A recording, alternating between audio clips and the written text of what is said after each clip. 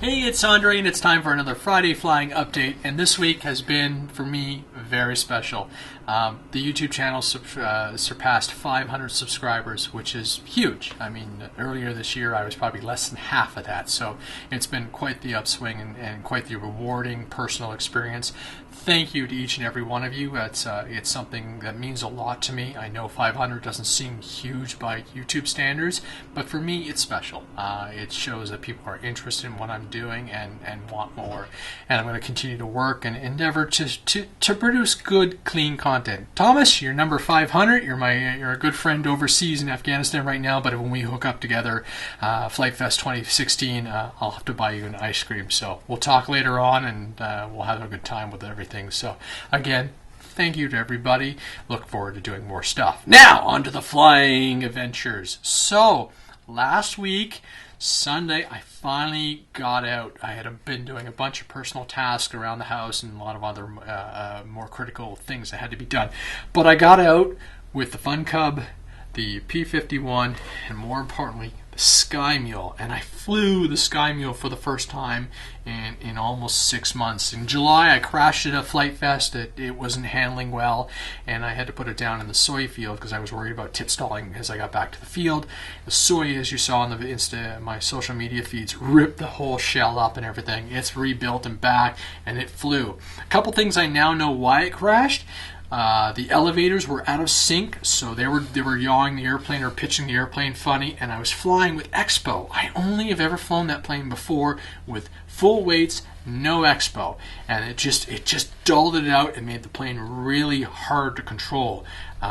So when I took off on Sunday with it, I was shaking because it's like, okay, everything's there, but what's going to happen? Is this plane going to just barrel roll into the ground? And it was fine. Once I warmed up and cooled off and just got the shakes gone, I was back to doing my nice little passes and just having a good time. The P-51, on the other hand, was terrifying to fly. Sunday was really gray, really overcast, and I couldn't track this plane for anything. Between the silver and this brown-gray color on the wings, it was terrifying. I didn't know if I was rolling. I was really uncomfortable, really hesitant in my flying. So this plane is going to get some color changes. It needs it. I cannot stress how uncomfortable it was to fly. I mean, I know it's a good stable airplane, but myself, I couldn't see what my perspective was, and I wasn't comfortable at all. So I'm going to do some yellow or something along the leading edges and just bring the color level up. It is a little bit concerning because I don't know, and I've experienced something similar with the FW190, so same thing. I'm going to go along the front strips and I'm going to brighten the thing up. The Sky Mule, the Fun Cub, even the EFX Racer I can track. It's just these darker tone colors with not enough contrast. I go and have issues. The Fun Cub was outstandingly fun to fly, as well the Fun Cub is. And I managed to figure out how to get the Sky Mule and the Fun Cub in the car at the same time. It's a little hokey-pokey magic in the back seat for the Fun Cub, but it does fit in there, which means I can take both of my bigger winter planes to the field during the winter months, which is really nice to know. And the blunt nose VersaWing from Flight Test is almost ready to go.